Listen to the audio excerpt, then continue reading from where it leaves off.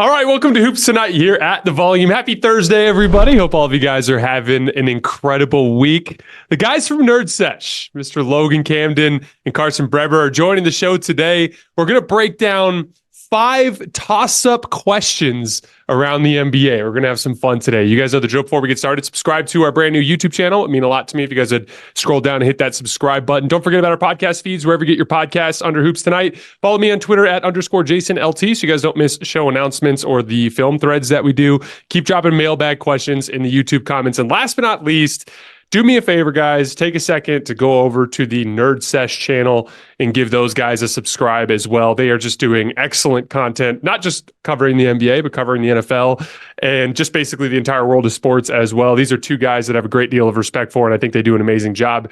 And I think that you guys should get over there and support them. So, on that note, let's go to question number 1. What is more likely to happen, Logan? The Suns winning a playoff series or the Suns missing the playoffs altogether?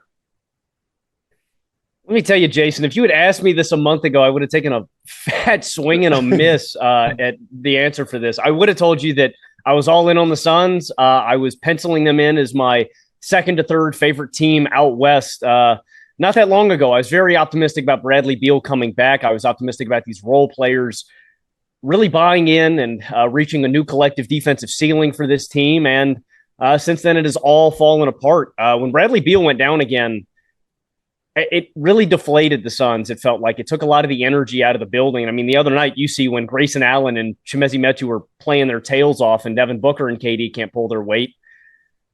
Right now, I'd say that I think it's more likely that they completely miss out on the playoffs. They're 15-15 right now. They're currently the 10 seed overall on the season. They're 13th in offensive rating at 115.7, and they're 19th in defensive rating at 115.3, and they're just right below league average in net rating. And I just think it's because of how deep the West is, man. I mean, you look at the teams that are below the Suns right now. The Warriors, I still think, have a chance, and I think will leapfrog them.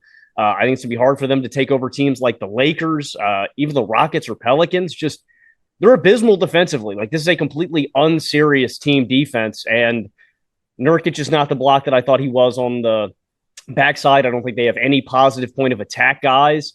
This is a stagnant offense that can really lull themselves into bad tendencies, settling for mid-range jump shots, committing a lot of turnovers. And you see the seeds are being planted now with this major drama that Kevin Durant's becoming, really frustrated. And ironically, guys, if you want to be optimistic about the Suns situation, we find ourselves in the same situation the last time we talked. We were hoping that the Big Three's overwhelming offensive skill talent can lead them through and that Bradley Beal coming back from an injury is going to be the answer for the Suns. I don't think it is. I wouldn't take them to win a playoff series right now. And yeah, I would probably take them to be a play-in team or to completely miss out on the playoffs. I have lost all optimism about the Phoenix Suns and their title chances at this point in the season. Yeah, I think I feel pretty similarly to what you said, Logan. I think that I know that we're doing this either-or situation. The most likely scenario is probably between the two. I think that they're a first-round exit. But between these two, I think it is probably more likely that they miss the playoffs entirely. And you hit on a key point, Logan. They are just destined to be a poor team defense as a matter of roster construction. That is the reality with or without Bradley Beal. That was the thing that we would have highlighted as their Achilles heel before the season. But seeing it in practice, they are very much locked into that below average range on that side of the ball.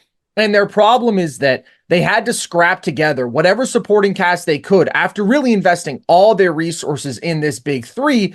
And so it was all about value adds. Who could they get with the very limited resources they had? And now they have a bunch of one-way role players. They have guys like Eric Gordon and Grayson Allen, who will give you positive offensive value, who are shooting the lights out this season. But when that is your starting backcourt, you just don't have enough plus defenders nearly. When those guys play together, the team has a defensive rating of 118. You cannot contend in any serious way with a lineup configuration like that. And then you have the guys who theoretically should be the plus point of attack defenders, who maybe you could play alongside the starters, Josh Okogie, Jordan Goodwin, who are just inept offensive players. They can't knock down open shots. They're under 30% from three. And so you can't put those sort of incompetent offensive guys in a serious lineup if you want to contend either. And then Nurk at the 5 is just not good enough. He's exploitable defensively. We will see him cooked out of pick and roll in big time situations. And then offensively, yes, he brings some value with rebounding and with his passing IQ, but I don't think that he's a good enough athlete to give you the sort of hyper efficient rim finishing that would be a nice dimension for this offense to have. So that is the biggest problem to me, the defensive ceiling, the overall limitations of these role players. And that has led to them not being a good clutch offense. You think that with the level of difficult shot making you get from Book and KD,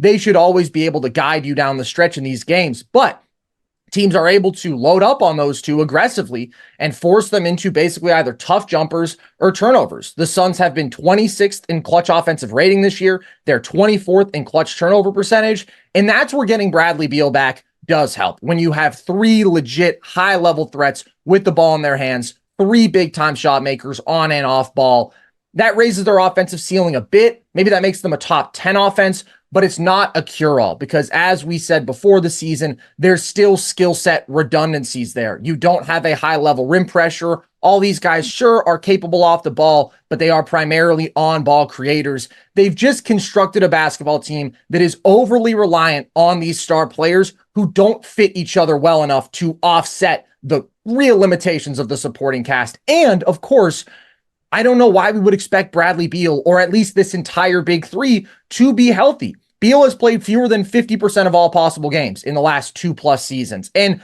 I hate to say it, but KD's track record ever since coming back from the Achilles tear says it is quite unlikely that he stays as healthy as he has been for this entire year. I mean, he's been available almost every game, and he's been playing closer to 50% of games over the last 3 regular seasons. So I'm just not encouraged by any of that. And you can ask Book to float the ship for a bit, and he's actually been a little bit better at that without KD than KD has been, vice versa.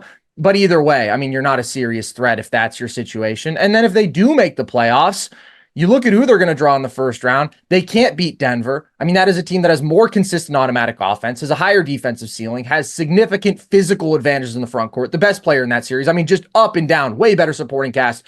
Just in a totally different tier as a basketball team. Minnesota, I think that elite defensive foundation, their physical advantages. OKC just has way more high quality basketball players. They're an elite two-way team. So it's like maybe if they draw that one matchup, the Clippers, the Kings, then they would have a shot. But I don't know. I'm not optimistic whatsoever about this team winning a playoff series.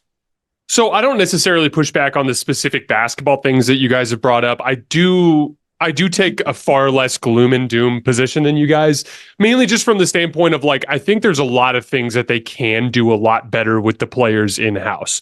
So as you guys have talked about, offense has been a big issue for this team. Mm-hmm. On that end of the floor, a couple of specific things that stand out to me. Their spot-up shooting percentage has been bottom 10 in the NBA, at least going into last night. Last night, they shot really well down in Houston. But that is a specific problem for them with the amount of attention that's getting thrown at Kevin Durant and Devin Booker and ball screens.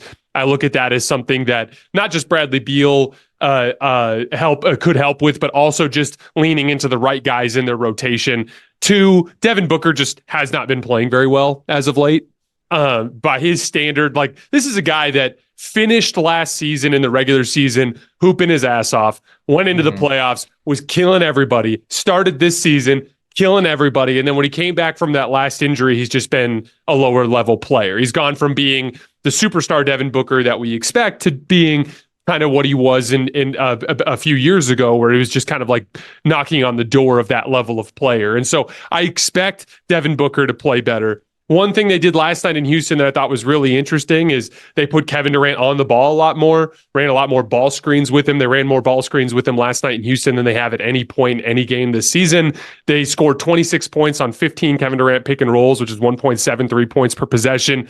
Kevin Durant really leaned into passing out of pick and roll. That was what made them so good when he was in Brooklyn. The good stretches in Brooklyn were a heavy dose of Kevin Durant in high pick and roll. And I think that that's been an interesting direction that they haven't gone as far into this year, that I think that this last night down in Houston, because here's the thing, Dylan Brooks didn't play last night, but Houston is the second best defense at home in the NBA and it has a 103 defensive rating there. And generally speaking has been a very good defense. And Kevin Durant just lit him on fire last night. And so I do think they can play better on offense. Another thing too, just shot diet stuff. Like they lean a lot into ISO. Kevin Durant's just been down as an ISO player this year, which has been part of it. They're not getting as many of the easy shots that a lot of the other teams around the league get off the strength of their defense. And then on defense, they're actually a very good rebounding team. And I think they can play better defense than they have. Kevin Durant has demonstrated in his career that he can be a deeply impactful low man. And he straight up just hasn't been as good this year as he's capable of being. Devin Booker and Grayson Allen in particular have been really sloppy in their rotations on the weak side. I think those guys can get better. And then again, like all of this was designed to be, built around the idea of the three stars playing together. Now, here's the deal. Carson, your point is completely fair. Like they are betting on Bradley Beal's health, which has been a risky bet.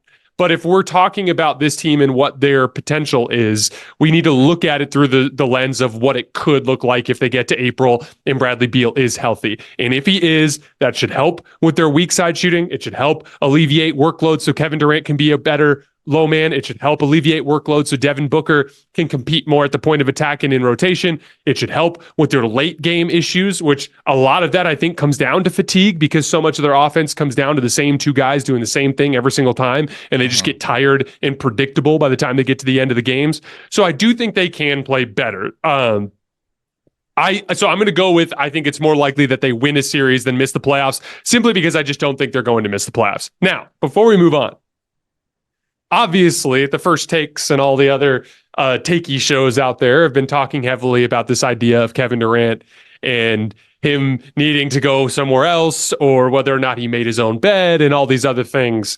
And my question for you guys is, and we'll start with you, Carson, what is your take on Kevin Durant post Golden State in terms of just what he's prioritized as a basketball player and the types of situations that he's put himself in?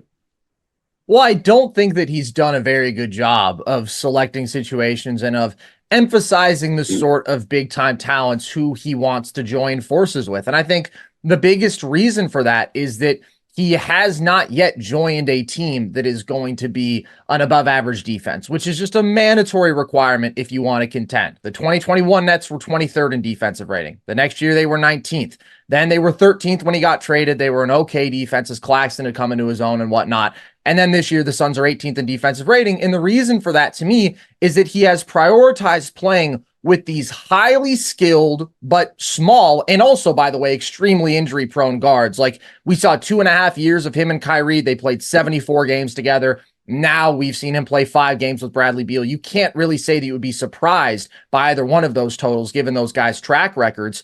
And he's basically put together these big threes where you have no plus defenders, and you have these very skilled perimeter shot makers, right? Like Kyrie is a basketball artist. Devin Booker has this incredible all-around skill. I mean, the post game as a guard, right? The mid-range, all these things that as a basketball purist, I think KD personally really values, because like that's the kind of basketball that he plays. He plays beautiful basketball as a pure scorer.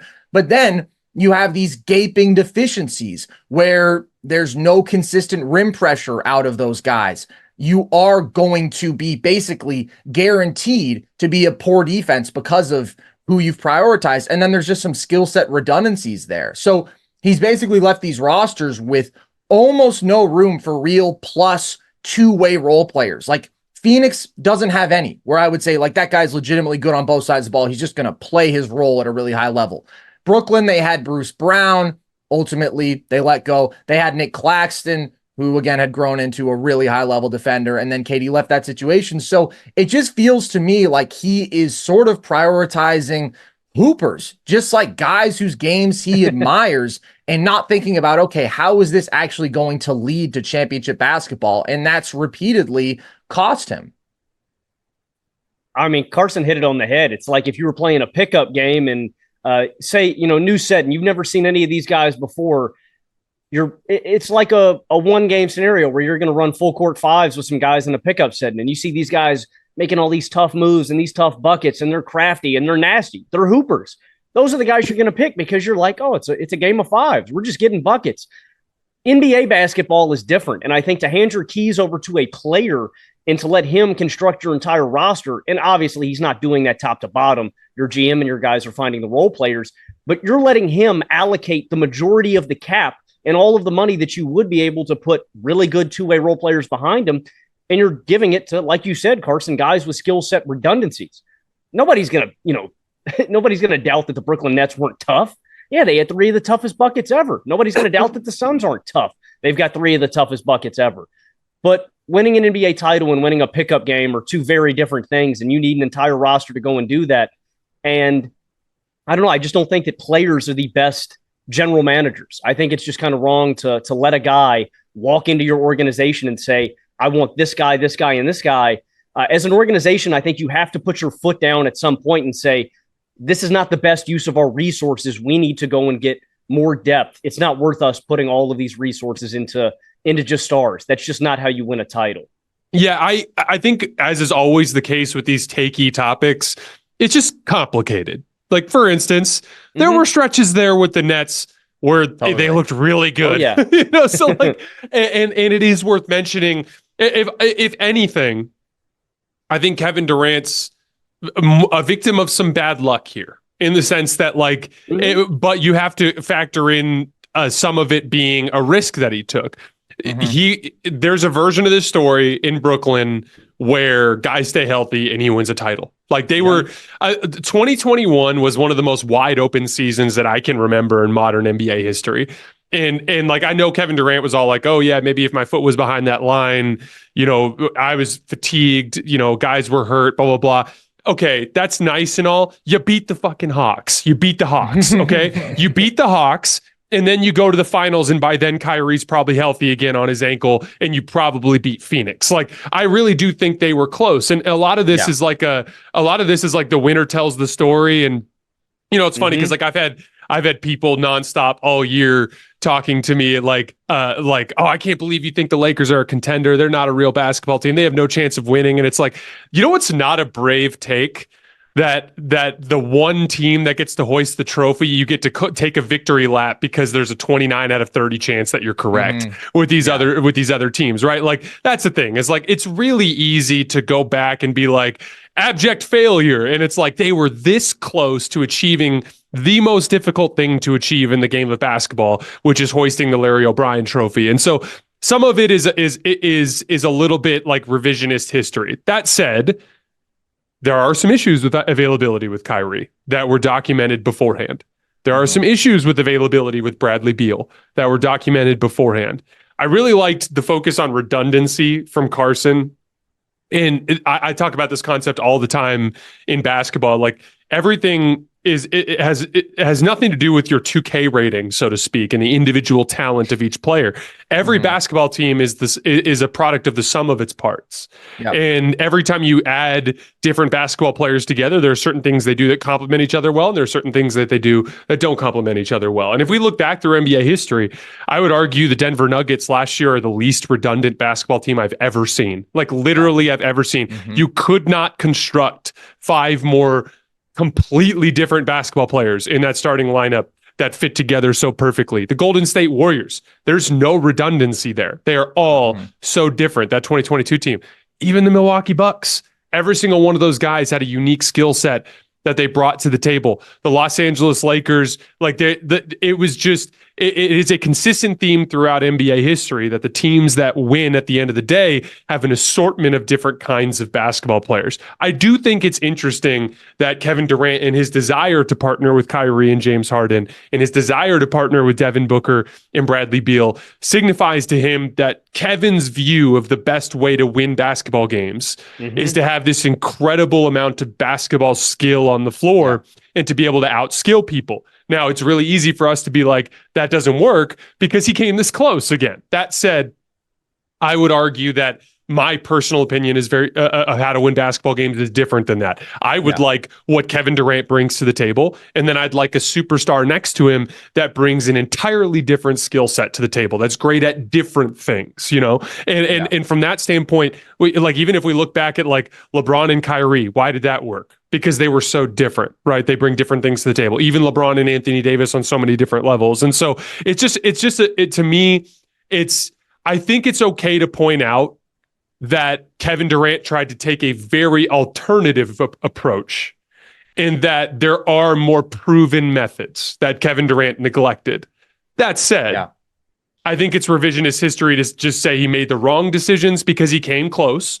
And we don't know what's going to happen in Phoenix yet. And I do believe that there's some potential for them to gain some steam and to make a run. So my thing is like, and Logan, you brought this up too. Like, you're right. Players don't make good GMs. LeBron James is, in my opinion, the second best basketball player to ever touch a basketball court and arguably the smartest basketball player to ever touch a basketball court. I thought the decision to blow up all of the wing talent and athleticism they had to bring in an incredibly flawed star that everybody in the world knew was going to make the Lakers a worse team overnight, and you find out that LeBron was actively pushing for it behind the scenes, that's the same type of mistake, right? It's just we give LeBron so much more leeway because he has 4 freaking championships, right? But and he made it to the Western Conference Finals again last year. But like, I think Kevin Durant is getting targeted a little bit here just because it's an easy NBA storyline in the middle of the season. All I want for the holidays this year is some NBA action. This week, new customers can score $150 instantly in bonus bets just for betting $5. An instant dub just for you guys. Download the DraftKings Sportsbook app now and use code HOOPS. New customers can get $150 instantly in bonus bets for betting just $5 on basketball. Only on DraftKings Sportsbook with code HOOPS. The crown is yours. Who is a more serious title contender? The Oklahoma City Thunder or the Minnesota Timberwolves? We'll start with Logan. I am amidst the YouTube video in which I'm actually working on a take similar to this. For me, it's Minnesota. And as it stands, Minnesota is my number 2 team out west right now. And the reason for that, again, this is subject to change because I think the Warriors and Lakers both need to make major trade deadline moves depending on how they reconfigure their roster. Again, they could still jump up in there. I'm skeptical about the Clippers, Suns, and Kings for two-way value, stuff like that. And I really believe in this defense and their ability to slow down any Western Conference foe that they run into. And I think when you look at Minnesota, the majority of the losses that they have suffered this year, it's been down to really 3 reasons. And again, you can blanket statement these keys for a lot of NBA games, but it's been evident with Minnesota. It's lackadaisical turnovers, it's poor effort defensively, and it's been red-hot shooting nights from their opponents. 5 of the 7 losses that Minnesota has suffered has been when a team has had a true shooting percentage of 60% or better. Again, you can make that mostly, again, a blanket statement for a lot of losses that teams suffer, but it's been evident with Minnesota. The one advantage I will give Oklahoma City concretely over Minnesota at this point is their half-court offense creation and their just depth of weapons offensively. I think that really could be the marginal difference in a series that, you know, Karl Anthony Towns is going to have to pull his weight. Anthony Edwards is going to have to consistently reach that superstar level, which he has done on big stages, but that's still the biggest variable here. When Oklahoma City, SGA can have an off night, and Chet can take over, knocking down shots, getting to the rack. He's so good. Jalen Williams dropped 36 the other night. He's a 90th percentile isolation player this season. An isolation possession from Jalen Williams is worth 1.24 points. That's absurd. He's a 72nd percentile pick and roll ball handler. Like point blank, Minnesota just does not have the depth of offensive weapons that Oklahoma City does. And Oklahoma City is a damn good defense too. So I guess I'm going to say I want to hit the pause button here because I want one more month. I think Oklahoma City and Minnesota, like Golden State and LA, need to do something at the deadline. I think the majority of teams across the league need to make a move to get marginally better at the deadline. Oklahoma City finding a secondary or tertiary offensive weapon, another one to put them over the top. I know both of you guys have discussed Lauri Markkanen would be awesome if they could make a swing for him with their picks. And then I think Minnesota needs to make another swing too to put themselves over the top to keep pace. Because again, I think they have the defensive personnel and the physical advantages to stifle LA, to limit Denver just a little bit to open the door. But they are just in a different class offensively than Denver. Denver is in a different tier. So for me, I think Minnesota, I like Minnesota more because of their defensive ceiling, but they have to make a move at the deadline. I'm shopping Kyle Anderson, NAW. I'm shopping Shake Milton, Troy Brown Jr. and picks, like whatever move I can make to get another bench piece or another option offensively to give me easy offense come playoff time is what I'm doing. But I think I'm just marginally like Minnesota more because of their defensive consistency, but Oklahoma City is a damn good contender too. I legit buy into both of these teams potentially making a playoff run. Yeah, I love both of these teams. I am so high on the Thunder. I think this is as bright a future from a young team as we have seen since, shocker, the Thunder just over a decade ago when they had Harden, Russ, and KD. Sam Presti, man, I hope that he gets his ring because he is as brilliant a player evaluator as we have seen in this league. He just nails draft pick after draft pick after draft pick, and he makes very good value trades. But at some point, you got to put it all together and get that ring and reach the actual apex of the sport. I mean, Jason, you remember I was crazy high on Chet as a prospect. I said he was the best guy who I'd ever been able to really evaluate. I love Shea. I think Jalen is even underrated. Like, I think he's a perennial third star. He is rarely good for a second-year guy. They're awesome. But right now, it's Minnesota. I think there's a few concrete reasons for that. Number one is how well they match up physically against the big elite teams in the West. I think that is going to be a very important component just with the way that the best teams in the league have gone. You are looking at big, athletic, strong front courts, and Minnesota is the epitome of that with their two big looks, and they're just really athletic all around with Jaden McDaniels and Anthony Edwards. And OKC is very athletic, but in the front court, they're slight. They're 29th in rebound rate this year. And I think teams like the Nuggets, the Lakers can expose that. Chet is an unbelievable pure rim protector, his timing, his length, and all that, but he's not an elite rebounding five. And I just think that level of strength really presents problems for OKC on the interior. Whereas Minnesota, they have as good a formula for guarding a Nikola Jokic as anybody does in the league. Put Cat on him, that's a really big body. You have Gobert there and help. They're going to match up on the glass against anybody. I think that matters in playoff scenarios, especially looking at the competition out west. I also think they have a depth advantage. It's good for both these teams, but they are 7 deep with damn good players. And we talk about the lack of redundancies. I think Minnesota's put together a really nice complementary basketball team.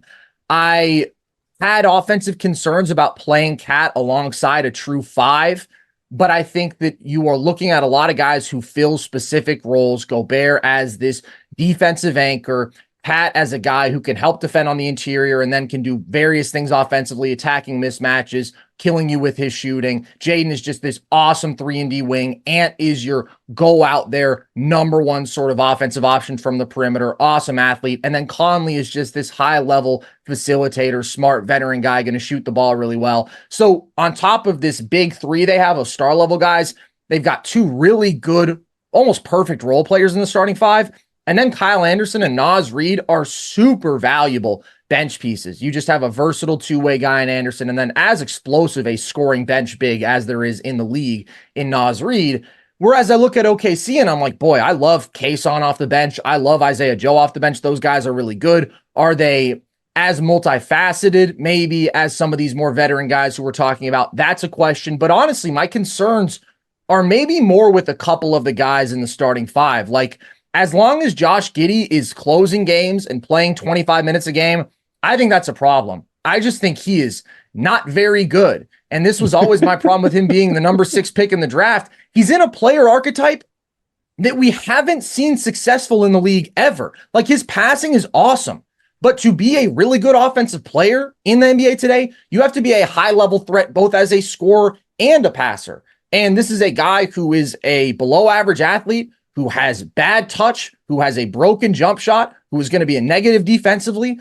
I mean, we're seeing it this year, right? He's giving you 11 a night on 50% true shooting. I think he takes the offense out of rhythm. I don't think he holds defenses accountable as a spot-up shooter. I think he is going to be an addition by subtraction situation if they can move off of him. And then even a guy like Lou Dort, who has been awesome this year, he is shooting the hell out of the ball. I've just seen too many times from him in the past where he gets in these stretches where it's brick after brick after brick, and that can be a question of shot selection. So I don't have the same level of faith with those 4th and 5th guys that I do with the Minnesota dudes who just excel in their roles. And then they are much more experienced. Mike Conley has been in multiple deep playoff runs, as has Kyle Anderson. Gobert has been to the second round a few times. Pat and Ant have at least been to the playoffs multiple times. Teams don't win titles when nobody on their team has real playoff experience. And that is the case for OKC. Shea has been there, sure, but he's never been there as the guy. Lou has been in one playoff series, and that's it. That's the entirety of the playoff experience on this roster, in this rotation, outside of Isaiah Joe being a garbage time guy in Philly. That doesn't count. There's maybe one exception historically to that rule, that being the 1977 Blazers, very young team, but overwhelmingly, it certainly helps to have been there before, to have been in those battles. And there's a physical maturity with Minnesota along with that mental maturity. I just think they scale better to a playoff setting right now, but long term, boy, I am high on what OKC can do. Yeah, that last part is literally the take that I came into this with when I was prepping this morning. Like, I think Oklahoma City is going to be awesome for a really long time. Yeah, I think they aren't going to make the mistakes they made early on with James Harden. They have a lot of very specific pieces that I look at with championship contention, like diversity of shot creation, diversity of defensive scheme that they can run. They like Chet Holmgren, I think legitimately has the potential to be the best player in the world one day. Like they have so much upside. It's not even funny, but there's just two big red flags for me. Like the Western Conference is huge on the front line and they are tiny. And everything we know about NBA history tells us that the longer you get into a playoff series, that's where physical matchups matter more and more. I know I'm in some trouble with Thunder fans because I did my power rankings before the Minnesota win. And I said, I don't think Oklahoma City is capable of beating Minnesota, LA, or Denver 4 times out of 7 because of the front line size mismatches. And then they beat the shit out of Minnesota. And of course I look silly. But genuinely speaking, when you get to the playoffs and you get into a 7-game setting, the whistle gets a little tighter. It becomes a more physical game. I just am worried about them on the front line. And then that second piece of it is like, I mean, shout out to the 1977 Blazers, but shout out to them. But like kids don't win in the NBA. They just don't. They sometimes kids make some noise, but kids don't win in the NBA. And when they do, it's like 26, 27 years old, and they're surrounded by vets usually at that point. This team has not just a lack of championship experience, they have a lack of playoff experience, I should say. They have a lack of basketball experience. These are all kids. These are young basketball players. And so when I look at that, those are just giant red flags for me that say like, hey, listen to what NBA history tells you. Doesn't mean they can't win. It just means they would be beating the odds. It's kind of like, and for the record, the counterpoint there is what happened with Denver last year. We have not in recent NBA history, it had been decades since we saw a non-defending champion, non-top 10 defense be able to, win the NBA championship, and they won comfortably and often on the strength of their defense. So like literally it can be done. It's just, I think Denver is more of the exception to the rule. And we also have to account for the fact that Jokic is the best player in the world right now. And as good as Shea is, I don't believe he is. Looking at Minnesota, they have a big red flag too that I always look at, which is they're really bad at half court offense.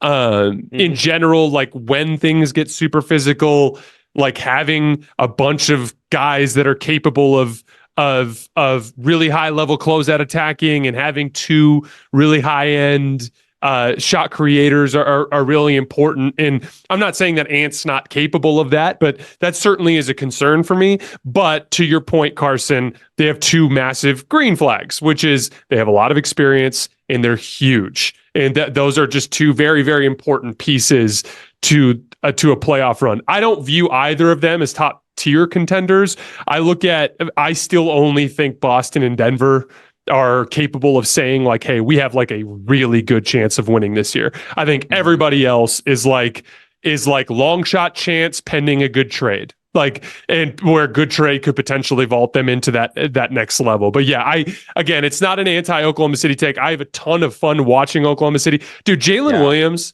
was cooking the New York Knicks last night. Cooking them. Like he was pulling Taj Gibson out into switches and barbecuing him. He was utilizing the pick and pop with Chet Holmgren and getting open looks. He started picking on Julius Randle in switches. Like the kid is insanely good, and he's on a stretch here just in the last like couple of weeks. He's really turned up the scoring volume and efficiency. Last 9 games, Jalen Williams, 20 points per game, 57% from the field, 53% from three, 86% from the line. And Logan, you mentioned his isolation numbers, which have been off the charts. Like, they are freaking awesome. It's just this is not their year. I think they'll give somebody a really tough fight.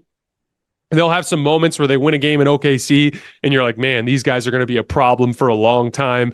But just game 5, game 6, game 7, it's just going to be the bigger, stronger teams that kind of wear them down. I know they've had some success against the bigger teams in a regular season sample, but I do think that they've probably been one of the best effort and consistency teams this year, which is obviously good, which is like, they're like, to me, a much better version of the Memphis Grizzlies team from the last couple of years that was really good in the regular season, but I wasn't as optimistic about their high-end long-term potential. Who is more likely to win MVP this year? Luka Doncic or Joel Embiid? Carson, you're up first. I think that it's pretty clearly Joel Embiid right now. He is having a historically great regular season. It goes without saying that we've never seen 35, 12, and 6 on 65% true shooting. Unfathomable. And he has been a better player in effectively every way than the man who won MVP last year. He's shooting 51% from mid-range, 35% from deep. So he's improved as a jump shooter. His playmaking has been much better, not just the production, but I think he's been more comfortable taking on those responsibilities, running more diverse actions as a playmaker, more handoffs, at times even handling the ball in transition and whatnot. And then I do think that he has been better dissecting double teams and whatnot. And he's the driving factor behind a top 3 offense and a top 3 defense that has just been utterly dominant when he plays. Of 25 guys who protect the most shots at the rim, he has the second best opponent field goal percentage differential. He holds people like 13% below their typical percentage at the rim, while he is putting forth these unprecedented numbers offensively. And again, the team success, which is always a major component in MVP conversations. We went almost 30 years without a guy who wasn't a top 2 seed winning MVP. And I understand that precedent has been broken a bit in recent years with Russ winning as a 6 seed, Jokic winning as a 4 seed, but it certainly still matters a lot. And Philly is 20-5 when he plays. They are 1-4 when he doesn't. They are a plus 13 points per non-possession team when he is on the floor, just blowing people out. And yeah, they've had an easy schedule, but I mean, again, versus last year when he was MVP, he's scoring more, shooting better, playmaking better, rebounding better, and defending better on a better team after losing James Harden. And a lot of those differences are marginal, but they amount to something that's pretty significant and crazy impressive coming from the place that he was as a regular season player last year. Now, how does this all scale to the postseason? That is going to be a different question, but I do feel better about him in a playoff setting as this version of himself. If he can maintain this jump shooting, if he can maintain this playmaking, those along with health have been the biggest things that have let him down in the playoffs. And I think he's the best that we've ever seen him in at least actually all 3 of those categories. I mean, he's been very healthy this year. I don't know if I'm ever going to expect him to totally hold up throughout a multiple series playoff run, but he's playing unbelievable basketball. Luka is unreal. And the one thing that I do want to shout out for him is that if he sustains being a 38% plus 3-point shooter, he is effectively an unstoppable basketball player, because the one frustration I've ever had with Luka is, man, he is basically unstoppable getting into the lane, right? His change in pace is so phenomenal. He is so big and strong and such an unbelievable touch shot maker. And then just a generational passer, the skip passes, the lobs. When he hits that painted area, you're basically guaranteed a good shot. But we've seen these stretches where he's settling for step back 3 after step back 3. And you can just be like, man, you could be creating higher quality shots. If he's going to make 38% of his threes, you can't even have that complaint anymore. Like, the guy is unbelievable. And I think people are a little bit quick to forget or to just sort of not fully appreciate that he is having as great an offensive start to a career as we have literally ever seen. Like, Jokic took the leap from all-NBA guy to, oh, wow, this is the best offensive center ever at 25 years old. LeBron didn't lead a top 8 team offense until year 6. Steph took the leap at 25, 26, right? Luka is 24 and has been doing these things night in, night out for 5 years, just waltzing into efficient 30-point triple-doubles, leading top 5 offenses with mass supporting casts, and he's just taken little leaps year after year after year. And I feel like sometimes people are just sort of numb to what he does because we've gotten used to this standard of him as a top 5 player, but it's not normal. In fact, it's almost impossible to be a top 5 player as a second-year guy. And again, he has continued to improve. So I do want to shout him out because he's playing at an unbelievable level, but I think when you consider the elite two-way impact, the elite team success with Embiid, who is also playing at this unbelievable level offensively, he just makes the better all-around case to me. I completely concur, and I think you make an interesting point with Luka, too, about how people don't fully appreciate him. I think they can kind of pigeonhole him into that James Harden kind of, he just pounds the rock, and yeah, he just pounds the ball. That's what he does. He's a dribbler. I wouldn't have Luka as my MVP. I would have Embiid. You lay out pretty much all the key factors, Carson, the two-way impact. And I think a big difference, I know I said this at the start of the year, and I think it's been a mutually beneficial move for both teams. I really do think the 76ers have benefited from being without James Harden. They were 27th in pace last year. They're 13th in pace this year. I still do worry about the transition defense a little bit, but I think playing faster and more up-tempo and not having as big a defensive liability as a guy like Harden out there has been big for Philly. But it has been a beat, and it's absurd. You mentioned the mid-range shooting numbers, Carson. He's shooting 51%. Among players that are attempting at least 3 field goals from the mid-range area, he's second in field goal percentage, only behind Chris Middleton. That's absurd. I mean, it's just unstoppable. And you have a guy that is this physically imposing, this strong when he gets on the low block. He's 68.5% in the restricted area. Okay, that's an awesome shot no matter who's on him because he's so physically imposing. Okay, so, well, I got to play off of him. Damn.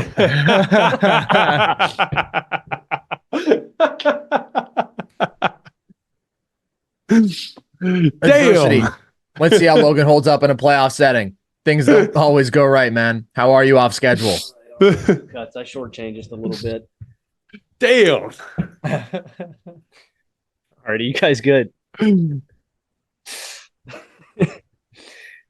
He's so physically imposing, you have to play off of him and give him a cushion because you just can't give him the lane. Well, if you do that, he hits a little crossover, bang, pull up in your mouth. It's just unstoppable offensive basketball. And you make the best point, Carson. Somebody, I can't remember who said this. I saw it in the comment section somewhere. They said, Embiid's playing hard so he can win his second MVP and then rest in the playoffs. I hope that's not the case. I hope that Embiid can continue this because he is playing like the best player in the world on both ends of the floor. That's going to be the big test. But right now, he is unequivocally my MVP. So I think Luka's doing more with less this season, for whatever that's worth. I think him basically converting a roster of one sign and trade and then a bunch of veteran minimum guys, and with Kyrie being largely unavailable, with Josh Green missing a lot of the season, Maxi Kleber has been one of the best front court defenders for them, has been out for a while.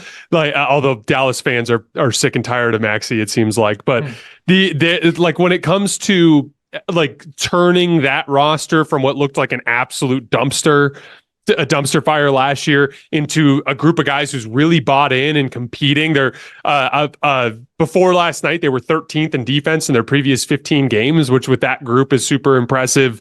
That like every night it's different lineups and different rotations that he's making work. That said, everything we know about NBA history tells us like it's the better player on the better team that typically ends up getting an MVP. Mm-hmm. So I think it's far more likely that Joel Embiid wins the MVP. I just think Luka is a more deserving, just purely from the standpoint of doing more with less. That said, we're splitting hairs. I'm not trying to pick on any individual player. I want to dive into the individual topics a little bit or the individual players a little bit deeper, though, from the standpoint of ranking them in the league. So I think, obviously, when it comes to the older guys, the guys like Steph, I don't want to like write him off entirely because obviously there is potential for the Warriors to make a trade and for him to be right back in that spot next year. So I want to remove him from this discussion for a second. I just want to look at 4 guys. I want to look at Jokic, Luka, Joel Embiid, Giannis.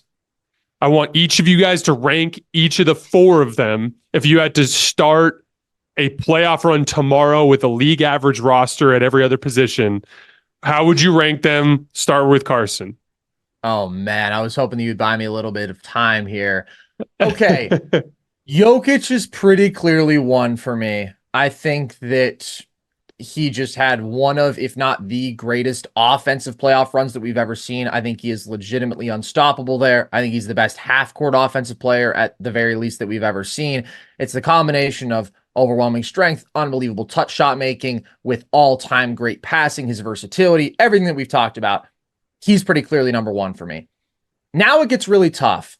I think that Giannis has a limitation as a half-court shot creator that we have seen bite him before. But I do think when you pair him with a guy like Dame who can cover up for that a bit, then you get lots of overwhelmingly all-time great value. Hold on. We're imagining league average players at every position. You do not have Dame at the point. You have league average players. So if you think of it per position, so if I've got Luka, I got league average other 4. If I've got Embiid, it's league average non-centers, right? So that's the way we're putting this together. Same goes for Jokic, by the way. Yeah, man, that makes it really tough. I think that I would still have Giannis too. If Embiid were able to play at this level over a postseason run, I think he is a more complete offensive player because of the level of shot maker that he is. But we have seen Giannis find more success in playoff settings on the back of just overwhelming physical force than we have when Embiid's jump shot does fail him, when he is relying a bit on foul grifting and those calls that are free throws in the regular season turn into wasted possessions in the playoffs. Because we haven't seen it from him, I'm going to give the edge to Giannis at 2. And I actually think I'm going Luka at 3. And there's an argument for Luka at 2 as well, because he is one of the greatest playoff performers offensively that we have ever seen. I mean, he just waltzes into, I think it's 33, 8, and 9 on damn good efficiency. Again, you just can't take it away. And I do have some questions about if you're scaling to a title team, right? Does he need to be willing to do more away from the ball if it's curling off of screens and whatnot? We've just seen the precedent that these crazy ball dominant offenses where you're super reliant on one player, overly heliocentric, you tend not to win a title that game. But if you're giving me average everywhere else, I kind of think that's when Luka's value is at its greatest, because he can carry you every single possession and he can do so much. That almost makes me want to put him 2, but I'm going to give respect to Giannis, what we have seen from him in the 21 and 22 playoff runs, that two-way value, that level of physical force. And then Embiid is 4 for me. He's very close. I think that I have more respect for his game now than ever before, even though he hasn't done it in a playoff setting yet, just because I do think we've seen improvement. But I've always been comparatively an Embiid skeptic in the playoffs, and we're kind of going to have to see him answer the bell there for me to move him above these other all-time talents. This is a phenomenal question. And Carson, you say exactly why I might consider Luka for number 1. No, settle down. Shit. Settle down. Settle down. I mean, no. It's the wrong Balkan boy. I guess I would go Jokic 1. He's the best player on planet Earth. You're going to let him bully you off your spot like that? Guys. No, it's Luka and Jokic are 1 and 2 for me. The only reason I'll go Jokic is because rebounding matters. I think Jokic can dominate the interior and the glass. He just has more versatility and more impact, where Luka, I think, can carry me offensively. But those are my top 2 for sure. I'm going Jokic 1, Luka 2. And then, dude, I really wonder if I want to go Giannis 3 with his offensive limitations. I mean, the league average roster, he's such a weapon defensively. He's so physically imposing, but I'm scarred. And considering how, by that Heat series last year, how much he crumbled, how much he needed Middleton and Holiday in those late moments against Miami. And I know that he missed 2 games in that series. Damn. But I also hate watching Giannis play too. Do you like watching Embiid though? Oh, we have a straight up Giannis hater in the Zoom call. I don't like watching Giannis or Embiid play sometimes. No, they are frustrating. That's why they're 3 and 4 for me. Luka's frustrating too at some points. I'll go Embiid 3, Giannis 4 because of the difference in offense. Wow. And again, we haven't seen Embiid do it in the playoffs, like you said, Carson. We have seen Giannis do it, but I'm not letting Giannis be the guy that has the ball in his hands at the end of a game for me, man. I can't do that to my own team. So you know what's interesting? I feel very similar to Logan. I'm jokingly calling you a hater, but like I don't Luka, Giannis, and Embiid are all three of those guys are on the lower end of like the Jason enjoys watching them scale. You know, like and if, by the way, it's actually an interesting follow-up to our conversation about Kevin Durant because like he's all in on the guys that are fun to watch. And this is kind of a good example of the fact that like sometimes ugly wins. The league average other four players on the court to me is a huge, variable here because of the fact that like with Giannis, the half court shot creation piece has been the issue in most of their playoff eliminations. And the one time they cracked through was that wide open 2021 year where it's like, you get through KD, but injury decimated. You get through Trae Young, and then you get through a lesser version of Devin Booker and Chris Paul. Again, not diminishing the accomplishment, bona fide champion. And I still have Giannis as the second best player in the league overall because he does play with good shot creators, and that allows him to focus his energy on these other things. And he's so profoundly impactful there. He's the second best basketball player in the world, in my opinion. And by the way, the vast majority of great teams in the league will put your superstar next to another really good shot creator who's not just a league average guy. So that's the important context. But if I had to rank them, I think it's clearly Jokic 1 and Embiid 4. And it's just either Giannis or Luka at the 2 and the 3. I think the league average player, I want Luka at number 2, just because I think in that half court battle, he's just going to be able to generate higher quality shots than Giannis can. I've seen Luka too understand like little things like, oh, I'm going to pull Giannis into the action so that he can't be in help side wrecking everything. Like like just little things like that are, you can diminish the impact of an athlete easier than you can diminish the impact of a shot creator, in my opinion. And so I would lean Luka in terms of the league average supporting cast average. That was a fun little exercise, a little random thing for us to do. All right. 2 quick ones before we get out of here. Who is more likely to make a title run this year? The Golden State Warriors or the Los Angeles Lakers? Let's start with you, Logan. I'm still leaning on the side of the Los Angeles Lakers, despite these teams kind of going in inverse directions recently. The Warriors trending upwards, Lakers trending downwards with, I don't know, whatever lineup concoction Darvin Ham whips up for the night, man. It's probably better to answer this post-trade deadline, not to plead the fifth on you guys. I do think both of these teams are primed to make a move, and I think I think that is going to terminate. But I do believe in the Lakers more. A lot of this has to do with their top 2 stars. I just believe in LeBron and AD a little more than the Warriors' top 2 guys. LeBron 25, 8, and 7. Still is probably one of the handful of guys, 5 to 10. We exclude Steph Curry and LeBron James from this conversation. For our last thought exercise, LeBron and Steph are definitely on my short list of guys in that conversation. But I think the Lakers' title hopes are going to come down to a few things. Again, the move they make at the deadline, the performance of their top 2 guys, the consistent, reliable night-to-night effort, and how Darvin Ham utilizes this lineup. Ironically, I think Darvin Ham and how he utilizes this lineup is going to be one of the bigger swing factors. I don't know, the bigger swing factors here. You're exactly right. Like, I don't know if a playoff series, if Austin Reeves has a bad game and then he sits him on the bench, and I don't know, Darvin Ham really makes me question what he's thinking sometimes when he trots out these lineups. It really makes me scratch my head. And then, the Warriors, I think they could make a hypothetical title run too. Again, it's going to come down to them making a move at the deadline, whatever that is. As Carson has harped on our show throughout this season, this is the best bench of the Stephen Curry era. It is phenomenal. B-Pod, TJD, Moody, Kuminga, the performance of those guys, but Golden State is still undersized and they have physical disadvantages.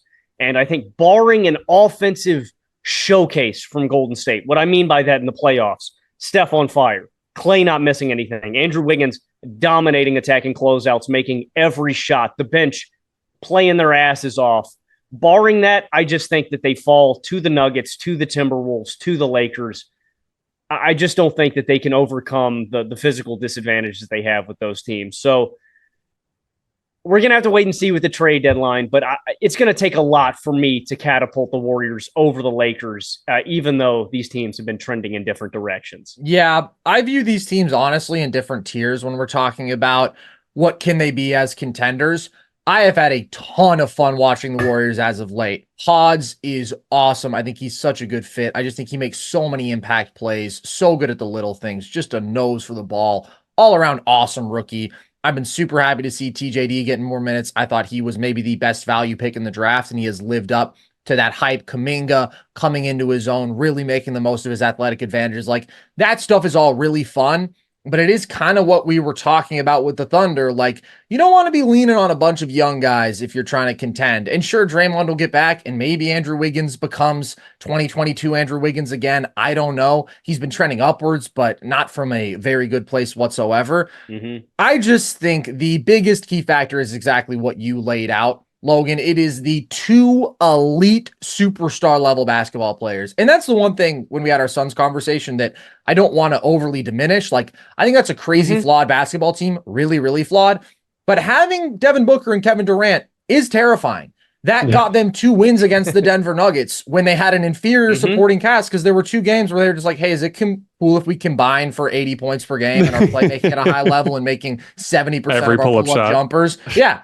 Like, that can happen at any time. That is terrifying. And with LeBron and AD, it's a little bit different because AD can just dominate defensively and LeBron can physically impose himself offensively in a way that I think is even a little bit more complementary, whereas Book and KD are going to excel at a lot of similar things. And we've just seen how far those two can get you with solid role players. They got you to a title. We've seen what that looked like in a high-stakes setting this year. They were amazing in the play-in tournament. That, to me, just legitimizes them on a different level than the Warriors, even though they are playing much better as of late. The elite size thing is very real. That was a big difference maker in the matchup between these two teams last year. They have a big advantage there. They match up better against the other contenders, as we've talked about. That's important this year. And I think it's important that they have a side of the ball where they clearly excel. Like, this is the case for the Timberwolves as well. They're a dominant defense, and no, they're not a great half-court offense. They don't have overwhelming offensive skill. They don't have like that tier 1 offensive creator. And that does worry me when you're talking about winning a title, but they are really physical. They grind it out. They have a couple of really good shot creators. And then when you pair that with an elite defense, that makes you hard to beat. I absolutely think that the engaged Lakers will dominate defensively, and then they can lean on their stars, especially one guy named LeBron James, for clutch offense. And when AD is aggressive there, when Austin Reeves is playing well, that's still a pretty good formula. So I love the Warriors' depth, but to me, until they make a move, if it is getting Lauri Markkanen, like, to me, it has to be a guy who's going to bring real size in the front court and real offensive pop. He's my favorite just because he's such an awesome fit in their system. I think he's a better basketball player than a guy like Siakam, and he's an awesome value contract. Like, that could take them up a tier. But right now, I view them more as like a really tough first-round matchup who can maybe win a series. They've got a bunch of scrappy dudes who are playing hard, and then they have Steph Curry. That is always going to make them a team that has some upside, but they're too limited right now. I see a clearer path for the Lakers. Yeah, I think the obvious answer to this question is the Lakers based on the current iterations of them. And it really is this simple to me. Like, the Lakers have had the largest gap, in my opinion, between their actual playoff potential and their regular season production. I think they leave a lot of meat on the bone every single night, not just in terms of effort. And some potatoes. Some potatoes, man. Not just in terms of effort, but also in terms of the rotation, as Logan was hinting at. Like, this starting lineup that they're running out there is legitimately one of the most bizarre lineup constructions I've ever seen, because it's like, it literally, you would think it was the Lakers from a year and a half ago when they had no good players and they were trying to figure out how to put out there. But it's like, no, they're just straight up putting 2 or 3 of their top 5 players on the bench to start games just for poops and giggles. You know what I mean? But like, the Lakers are actually, this is one of the biggest reasons why I'm still pretty high on them, despite the lineup imbalances and the poor use of resources and the inconsistent effort. They are 12th in half-court offense this year. And an 8th in half-court defense. And like, I still feel like their slow down bully ball attack on both ends of the floor is a really, really scary prospect for a lot of teams in the league. It's pretty much everybody but Denver, in my opinion, in the West, and then everybody but Boston in the East. That said, like there's a lot that they have to get to solve to get to that point. The Warriors are 16th in half-court offense and 20th in half-court defense. And then to put it simply, the Lakers have two guys playing at a superstar level, and the Warriors have one. And like last year, you could make the case that LeBron was playing at something other than a superstar level, especially in the postseason when he was injured. But this year, he's literally like he's having one of the most efficient scoring seasons of his career. His jump shot is is consistently being made at a higher level. He's basically 1.1 points per shot, which is like 20% higher than it was last year. Anthony Davis has started taking and making jump shots more frequently now. He's having by far the best post-up season of his career, and I feel like he could even go up a level because he's still missing so many bunnies around the rim. Like, I think the Lakers are clearly better positioned. That said, the both of these teams, in my opinion, have to hit their midseason trade. We won't do it today, but we could argue about which type of player the Warriors get. But if they make a move and they upgrade that 4 spot into some sort of star level player, you guys can, like, referring to the fans of the league, feel free to write them off if you want. I feel like that's a really bad idea when you've got Steph Curry and Draymond Green and Klay Thompson and Andrew Wiggins on that team. One thing to keep an eye on with the Warriors that I think could work to their detriment in terms of contending this year is Kuminga's hooping his ass off. And there's a version of this where they're like, we don't want to trade Kuminga because he's going to be too good. And I think that would be a gigantic mistake, simply from the standpoint of, like, if you think Kuminga's the guy, get rid of Steph, because you're not winning the title this year with this roster. And so if your goal is to develop Kuminga for the future, Steph's 35. He's got 2 or 3 years left of being one of the top 6 or 7 players in the league. So, like, you either, I would guarantee that Steph doesn't want to be a part of a team that's more interested in developing a young prospect for the future than to contend for a championship. And so one of the things that works for the Lakers' benefit is, like, you bet your ass they're going to make a trade and they're going to do something to try to upgrade this roster because they sense the urgency. And I think there actually is some conflict within the Warriors organization about which direction to go, which could be something that kind of holds them, makes them a little bit more reticent to make a move. And for the record, like, Jonathan Kuminga is going to be really good.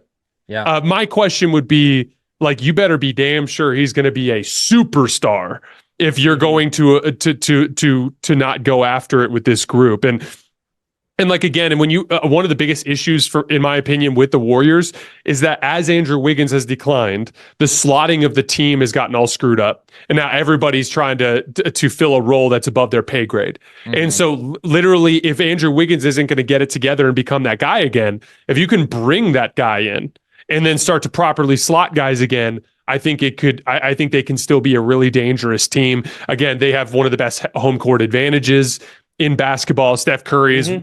If we're ranking just purely playoff players, Steph is firmly in that top 5 still, in my opinion. I thought he was completely unguardable last year. It's like the Lakers won, but they never really figured out the Steph Curry problem. You know, so like it like, they're, again, both of these teams I still think are within striking distance pending a trade, but I think as currently constructed, the Lakers are very clearly the better basketball team. All right, one last question before we get out of here today, guys. What's more likely to happen first? The Detroit Pistons winning a basketball game, or the Chicago Bulls blowing up their roster and trading all their stars? We'll start with you, Carson. All right, I went with some alternate write-in options here. You guys tell me what you think happens first. O.J. Simpson is elected U.S. president. Alfonso McKinney comes back to the league and wins the scoring title. Or Magic Johnson tweets something other than a box score with an exclamation point. I'm going to say all of those are going to happen first. But between these two, I think Detroit winning a game happens first. And it's crazy to say because they're 2-28. But I think at their fully healthy status, they might not be the worst team in the league this year. Like, you know, the Wizards are that bad. The Spurs are that bad. We've only seen Cade, Bojan, and Duren for 3 games together, all of them. And they've been legit competitive in all of those games. And Cade is hooping right now. And I made a YouTube video a few weeks ago about how he is just not the problem in Detroit. He was playing with nightmarish spacing. I think he is still clearly a star-level shot creator. I think he's going to be awesome. Now, At times, he is reliant on tough shot making because he doesn't have like a crazy explosive first step. He's not a crazy vertical athlete around the rim who finishes super easily in traffic, but he's a big ball handler who's a really good shooter, who plays with good pace, has good feel. Last 5 games, he's 32-7 a night on 66% true shooting. Eventually, he's going to just win you a game and the other guys won't be able to mess it up. Like he could have just done it the other night. He got them pretty close. And